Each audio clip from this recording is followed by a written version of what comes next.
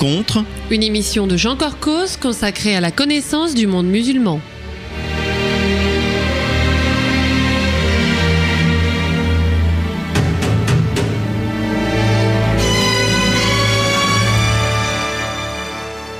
Bonjour amis auditeurs, Jean Corcos au micro pour ce pré-enregistré réalisé le 28 mai 2015. Nous allons parler aujourd'hui d'un livre extraordinairement riche d'enseignements. Cet ouvrage s'intitule « Histoire secrète des frères musulmans ». Il est publié aux éditions Ellipse et préfacé par Alain Chouet, ancien directeur de la sécurité de la DGSE, et Éric Denessé, directeur du Centre français pour le renseignement. J'ai le plaisir de recevoir son auteur. Bonjour Chérif Amir. Bonjour. Alors, Chérif Amir, mes auditeurs fidèles s'en souviennent peut-être, je vous avais reçu 2 fois, en mai puis en novembre 2011. On était alors au début de la révolution qui venait de renverser le président Hosni Moubarak. Et vous nous aviez déjà parlé de votre pays, l'Égypte. Vous étiez alors un jeune docteur en géopolitique de l'université Paris 8, déjà passionné par les religions et leur impact sur les conflits du Moyen-Orient. Et vous aviez commencé à compiler une large documentation sur les frères musulmans. Ce travail est en quelque sorte couronné par votre premier livre, et cet ouvrage est tellement dense qu'on le traitera en 2 émissions. Aujourd'hui donc, nous parlerons de l'histoire de cette confrérie politico-religieuse depuis le père fondateur Hassan el-Banna jusqu'à Anwar el-Sadat, assassiné en 1981. Puis dans la deuxième moitié de notre entretien, qui sera diffusé le 14 juin, nous évoquerons tout ce qui s'est passé depuis Moubarak jusqu'à l'Égypte d'aujourd'hui. Alors on va commencer par évoquer Hassan el-Banna, le fondateur en 1928 du mouvement El-Ihwan el-Muslimim. Et en lisant le premier chapitre que vous lui avez consacré, j'ai redécouvert des choses que l'on savait déjà sur son idéologie.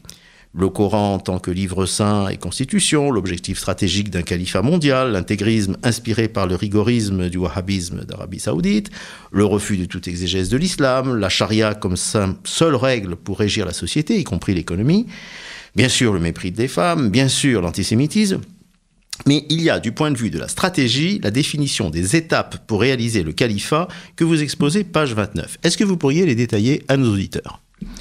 D'abord, je vous remercie pour cette invitation. Effectivement, Hassan el-Banna, le père fondateur, il a dessiné le chemin pour ses fidèles pour les 84 années qui ont suivi. Et bien sûr, il était conscient qu'il fallait reconstituer une société musulmane. Et qu'est-ce qu'une société musulmane pour lui? C'est d'abord qu'une famille, l'époux et l'épouse et les enfants soient dans le berceau de l'islam, l'éducation musulmane, et que cette famille soit en lien avec d'autres familles. Ils seront tous dans un même cercle, avec la même idéologie. Et après, il y aura une société formée, et la société va demander un jour l'application de leurs principes qu'ils ont eus à la maison. C'est les principes musulmans issus de la charia. Et après, ça sera un État. Or, l'État, qui commençait par l'époux et l'épouse de la société, est devenu maintenant un État, a une mission mondiale. Voilà. C'est ça, la mission des frères musulmans, la mission mondiale, gouverner le monde sous la bannière du Coran. Et donc recréer le califat, en quelque sorte. Voilà. Alors, Chérif Amir, le deuxième père fondateur des frères musulmans est indiscutablement Saïd Qutb. Saïd Qutb, qui est, du point de vue de sa production littéraire, que j'ai découvert par votre livre, il a écrit 24 ouvrages. Il a fait une exégèse coranique en 30 volumes. Et lui, il a clairement inspiré le djihadisme contemporain. Alors, page 50 et suivante, vous développez sa pensée à partir de 3 notions, je donne leur nom en arabe, el-jahiliya, el-hakemiyya et djihad.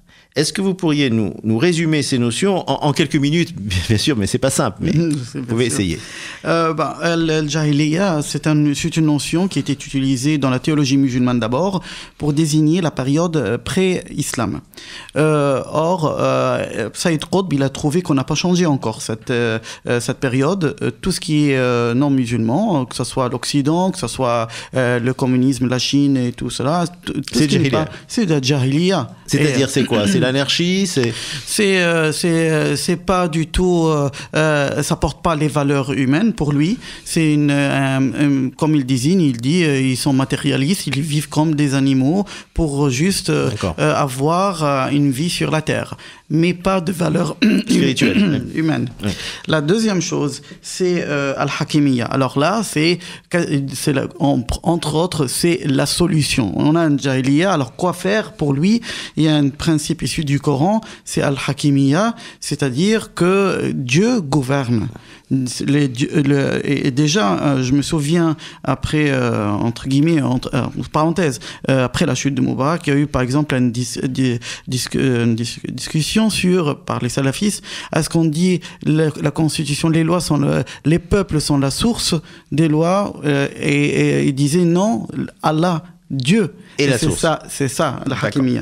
Et le djihad, alors, c'est comment réaliser. Donc, il a donné le problème, la solution. Et le moyen. Voilà. Et donc, le moyen, c'est la guerre sainte. Le moyen, bien sûr, c'est la guerre sainte. Et il désigne dans son livre Jalan, c'est-à-dire, il dit, par exemple, la notion de la paix en islam pour lui, pour Saïd Qutb, c'est quoi? C'est que lorsqu'il y a un État islamique qui applique la charia, il y a un autre État à côté. On pose la question, c'est un État qui applique la charia, oui ou non? Si non, c'est la guerre. Alors, donc c'est la guerre à la fois contre des États musulmans, mais qui n'appliquent pas la charia. Voilà. Donc on leur fait la guerre. Et puis contre tous ceux qui ne sont pas musulmans. Voilà. Et ça, est-ce qu'on ne peut pas dire que c'est une rupture avec justement la stratégie des étapes de Hassan el-Banna? C'est-à-dire que Hassan el-Banna, c'est petit à petit on islamise la société. Et là, on y va tout de suite, au combat. Disons que les frères musulmans, ils ont pris les deux comme éléments constitutifs. Le premier, c'est bien sûr l'élément de Hassan el-Banna, qui est islamisé petit à petit, mais Saïd Qutb pour eux, alors c'est lorsque l'islamisation petit à petit ne marche pas. Et on est obligé d'utiliser l'autre méthode. Voilà, c'est le plan A, le plan B. Le plan B, d'accord. Voilà. Alors, vous décrivez d'ailleurs donc tout au long de votre livre une sorte de dialectique chez les frères musulmans entre les deux, c'est-à-dire les manœuvres politiques et la tentation terroriste. J'ai découvert ça, paraissait dès les années 40. Vous dites qu'il y avait à l'intérieur de la confrérie un organisme secret, Al-Tanzim al-Sari. Vous rappelez que cette structure a été responsable de l'assassinat d'un Premier ministre en 1945, d'un second Premier ministre en 1948, d'un ministre, d'un juge. Puis à la fin, la police égyptienne a probablement exécuté Hassan el-Banna en 1949. Et pourtant, les frères musulmans ont désapprouvé officiellement ces assassinats, et pourtant, malgré leur sympathie pour les nazis pendant la guerre, ils ont eu des contacts avec les Anglais, qui, eux, occupaient partiellement le pays. Comment vous expliquez ça ? C'est du machiavélisme, c'est tout simple. D'abord, ils savaient qu'il fallait arriver au pouvoir, et Hassan el-Banna, il disait, le but, c'est de gouverner avec la charia. Et comment faire? Mettez-vous à sa place, il a les Anglais, il y a le roi, il y a les Allemands pendant la guerre, les nazis, il y a le gouvernement égyptien qui est contre la loi, contre le roi. Alors il voulait contacter tout le monde pour s'approcher ou bien à cette équipe ou bien à celle-là. Et c'est un petit peu ce que vous racontez un peu plus loin, ce qui s'est passé en 1952 en fait. Bien sûr. Vous pouvez le raconter rapidement ce qu'il y a eu au moment du coup d'État des militaires. Il y avait le Dabat al-Ahrar, c'était les officiers libres. Et déjà, Anwar el-Sadat, qui était un jeune officier, il a fait la pression sur Nasser d'aller voir Hassan el-Banna avant son assassinat en 1949. Et déjà, il a fait l'allégeance pour le mouvement. Et ce qui s'est passé, c'est que les frères musulmans, bien sûr, se sont sentis utiles pour une fois par les militaires dans cette époque. Les militaires, vous le racontez, donc font le coup d'État le 23 juillet 1952. Ils interdisent tous les partis, sauf les frères musulmans. Oui. Et donc, comme vous vous rappelez, Sadat était frère musulman, mais Nasser aussi. Et tout va mal tourner pour la confrérie. Ils vont être mis hors la loi. À la fin, Saïd Qutb va être pendu. Très vite, dans les 2 minutes qui nous restent, qu'est-ce qui s'est passé? Pourquoi, finalement, cette répression? Parce que tout simplement, Nasser n'était pas un frère musulman convaincu. Pour lui, il utilisait les frères musulmans en tant que moyen de pression populaire mobilisation populaire. Pareil pour les frères musulmans, ils utilisaient Nasser comme force militaire. Mais bien sûr, les buts à la fin, le panarabisme, Nasser penchait pour le socialisme, tandis que les frères musulmans, c'était la califat à la lettre avec la charia. C'est-à-dire que dans un scénario, l'Égypte dominait les autres pays arabes par son prestige, par son aura, mais c'était une union finalement laïque, peut-être le mot n'est pas bon, mais disons de nationalistes arabes. De nationalistes arabes, voilà. Et ça ne convenait pas aux frères musulmans du tout. Voilà. Parce que la religion, c'est la seule base sur laquelle ils basent leur projet. Donc entre 1954 et 1970, mort de Nasser, les frères musulmans, qui sont, il faut quand même rappeler, tous égyptiens au départ, il va falloir qu'ils se replient ailleurs. Et d'une certaine façon, ils ont très bien su gérer leur exil. C'est ce que j'ai découvert. C'est-à-dire que l'Arabie Saoudite, la Jordanie et les monarchies, qui étaient quand même menacées par le panarabisme laïque de Nasser, les ont protégés. Les Occidentaux, qui en voulaient à Nasser de son alignement progressif sur l'URSS, les ont aussi soutenus. Et cela même en Europe. Et là, j'ai découvert par votre livre, par exemple, la trajectoire de Saïd Ramadan, gendre de Hassan el-Banna, et vous dites ça a été une sorte de ministre des Affaires étrangères en quelque sorte. C'est extraordinaire. En Europe... C'est le nom qui lui a été donné dans les coulisses. Voilà, dès les années donc 50-60. Bon, là-dessus, Nasser meurt prématurément en 1970, arrive au pouvoir Anwar al-Sadat. Lui, il se méfie plutôt des Nassériens et de la gauche. Et donc, il va tolérer le retour des frères musulmans. Est-ce que vous pouvez me dire exactement ce qui s'est passé à ce moment-là? Qu'est-ce qu'il a fait? Sadat, la première chose qu'il a fait, il a dit je suis un président musulman d'un État musulman, d'un État islamiste. Ce que ne disait pas Nasser. Non, Nasser n'a jamais prononcé ça. Pourtant, Nasser donnait certains de ses discours à l'hasard, un discours politique. Sauf que Sadat était clair. Pour lui, il s'est octroyé le titre le président croyant. Il a commencé à faire des signes pour les frères musulmans à l'exil, surtout en Arabie Saoudite, qu'ils peuvent revenir, qu'ils peuvent s'asseoir avec eux. Alors, c'était le roi Faisal à l'époque qui l'a contacté de l'Arabie Saoudite. Il a pris toutes les assurances de lui qu'il ne va pas faire du mal aux frères musulmans s'ils viennent. Ces gens-là sont pas venus les valises vides. Il y avait des dollars, je veux dire. Ils avaient de l'argent. Il y avait de l'argent. Ils ont fait de la fortune là-bas. Alors, l'Égypte sortait d'une guerre d'usure. C'était aussi, il y avait la guerre de Kippour. Donc, tout ce qui s'est passé après le socialisme de Nasser, le pays était en crise. Alors, ces gens-là sont venus non seulement en masse, mais ils sont venus avec l'argent et leur fortune. Et c'est là que Sadat a dit, c'est la seule chose qui se protège lui-même des compagnons de Nasser qui se voyaient plus forts que lui, qui pouvaient le remplacer. Donc il a fait son propre courant avec ses propres ambitions religieuses. Voilà, donc il y a une sorte de compromis qui s'établit, c'est-à-dire qu'il a le pouvoir et puis les autres infiltrent la société petit à petit. Les médias, l'éducation, les universités. Tout. Voilà, mais tout ça est quand même pacifique. Et ce que j'ai découvert par votre livre, c'est que les premiers groupes djihadistes qui vont commettre des attentats et des actions armées dont vont être victimes des Égyptiens, en fait. Ils sont nés plus de 20 ans avant Al-Qaïda, c'était en Égypte, c'était sous Sadat, donc dans les années 70. Alors vous donnez une liste de ces groupes, je vais les nommer, Hezb al-Tahrir al-Islami, qui vont, eux, tenter un coup de force tout de suite, dès 74. Il y a la Gama'at al-Jihad al-Islami, qui a tout de suite fait, d'ailleurs, une succursale chez les Palestiniens, le mouvement du djihad islamique, donc qui précède le Hamas. Et puis, il y a le mouvement Takfir al-Hijra. Et bien, ce qui est extraordinaire, c'est que vous décrivez leur programme de conquête du monde. Vous dites qu'ils remettent à jour des écrits qui datent du Moyen-Âge, comme ceux de Ibn al-Qayyim, qui, par exemple, prescrivaient de considérer les femmes et les enfants des mécréants comme du butin pour les combattants musulmans.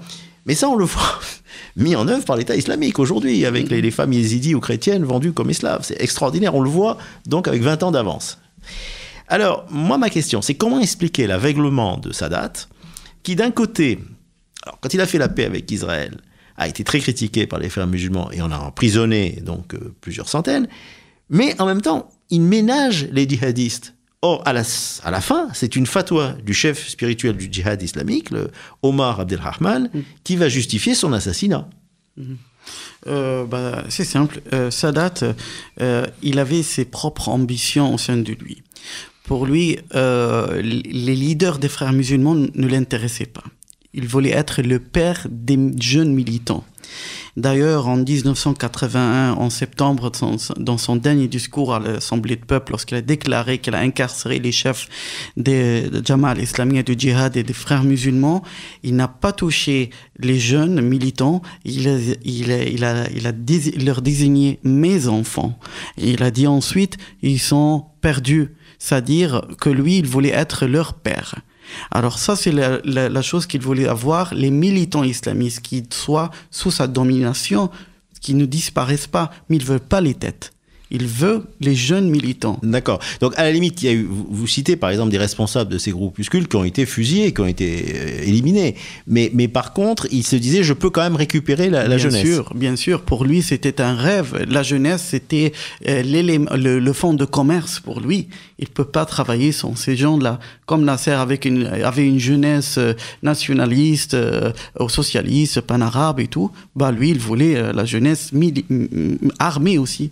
Alors, bon, on a compris que vous n'aimiez pas ce président assassiné. Vous savez qu'il est très populaire en Occident parce que c'est le chef du premier État arabe qui a fait la paix avec Israël.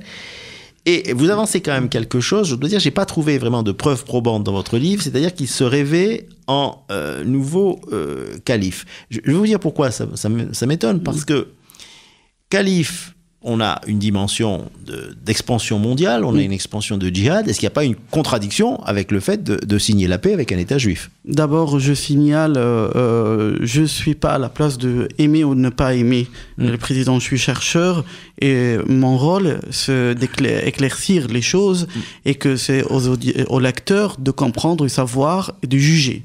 Alors, Sadat, bien sûr, ce qu'il a fait, la paix avec Israël, ça s'inscrit aussi dans certaines choses qu'il a fait bien, sauf que pour lui, il avait d'autres projets. Il avait le projet à l'intérieur du pays, c'est l'islamisation. Et ça ne contredit pas la paix avec Israël. Pour lui, c'était au contraire la paix Israël le protéger de l'extérieur, de toute critique, et mettait l'Égypte à l'abri de tout danger, comme ça a été à l'époque de Nasser, danger militaire ou sanctions économiques. Le titre du calife, bien sûr, ça surprend beaucoup de gens, mais c'est enregistré, c'était en mai 1981. Lui, il était assassiné en octobre 1981. C'était soumis, le projet, au comité législatif à l'Assemblée du peuple égyptien pour le voter. Alors, Chérif Amir, on arrive tout doucement à la fin de cette première partie de notre entretien et j'aimerais qu'on finisse donc dans les 4-5 minutes qui restent le très dense chapitre, page 115 à 142, qui est intitulé « Frères musulmans et ayatollahs ». Parce que, bien sûr, ce panorama historique aurait été incomplet sans évoquer, en fait, la seule révolution islamique qui a réussi. Et celle-là, c'était pas en Égypte, c'était pas dans un pays arabe, c'était en Iran. Ça a mis au pouvoir un clergé chiite sous la direction de Khomeini et de ses successeurs. Bon, vous évoquez très rapidement des liens anciens avec les Irwen, le mouvement Fidian Islam de l'imam Safawi dans les années 50, mais bon, ça n'empêche que ça a été une révolution purement perse, qui ne devait rien aux frères musulmans. C'était pas évident pour la confrérie de se situer par rapport à cette révolution, parce qu'il fallait pas fâcher à l'époque l'Arabie Saoudite, qui se sentait menacée. Est-ce que vous pourriez déjà résumer les points de convergence et de divergence entre les idéologies islamistes sunnites et chiites ? Oui, bien sûr. La révolution iranienne était une révolution, on peut dire une révolution nationaliste aussi. Déjà, je signale que la constitution iranienne, après la chute de Shah et la constitution faite par Khomeini, pour la présidence de la République iranienne, la première condition, c'est d'être de père et de mère perse. Et c'est pas la religion musulmane. D'accord. Donc la religion vient en deuxième degré. La première condition, condition, c'est la condition ethnique. Bien sûr, les chiites, ils ont un regard plus critique parce ils ont vécu toujours en tant que minorité dans le monde musulman. Ils adoptent le principe de taqiyya, c'est-à-dire la méfiance. Je suis faible, donc je me méfie du plus fort. Mais pour eux, il faut souvent saisir l'opportunité, faire le djihad et conquérir et aboutir à des résultats parce qu'il ne faut pas perdre du temps. Mais ils sont plus rusés aussi, quelque part. Bien sûr, ils sont plus organisés sur les hiérarchies. Il y a une hiérarchie stricte, comme on voit, il y a l'ayatollah, et il y a un comité qu'il faut respecter. Ensuite, ça vient le président et tous les gens qui gèrent après. C'est pas le cas chez les sunnites. Chez les sunnites. Et alors, vu ce qui se passe en ce moment, il y a quand même une guerre en outrance, c'est en Syrie, en Irak, au Yémen. Comment vous voyez les rapports entre les deux courants islamistes pour l'avenir? Je vois que les rapports, bien sûr, sont extrêmement tendus. Et je vois que ça vise une sorte de justifier l'un des deux courants dans leur pensée. Bien sûr, le côté ethnique arabe et perse joue un rôle primordial. Sauf que, bien sûr, il y a une base historique, surtout chez les chiites, pour prendre le relais et se venger un petit peu de ce qu'ils ont subi pendant des siècles. Surtout sur les mains des wahhabites. En péninsule d'Arabie, en Irak, lorsque le wahhabisme a été né. Quelque part, ça nous rassure ce que vous nous dites. Parce qu'il y a une double menace, effectivement, hein, celle des frères musulmans et celle de la République islamique. Et donc, s'il y a cette relation conflictuelle, quelque part, ça veut dire qu'on évitera une alliance entre les deux. Les frères musulmans, ils n'ont pas vraiment eu des vrais conflits avec l'Iran, sauf vraiment dernièrement en Syrie contre les Alaouites et maintenant au Yémen contre les Houthis. Tout à fait, tout à fait. Eh bien, amis auditeurs, nous arrivons donc à la fin de cette émission. Alors, je rappelle encore une fois le titre de ce livre que je vous engage vraiment à acheter. Donc, l'histoire secrète des frères musulmans de Cherif Amir. C'est aux éditions Ellipse. C'était la première moitié de notre entretien. On se retrouve donc dans 15 jours. Merci pour votre fidélité. Au revoir.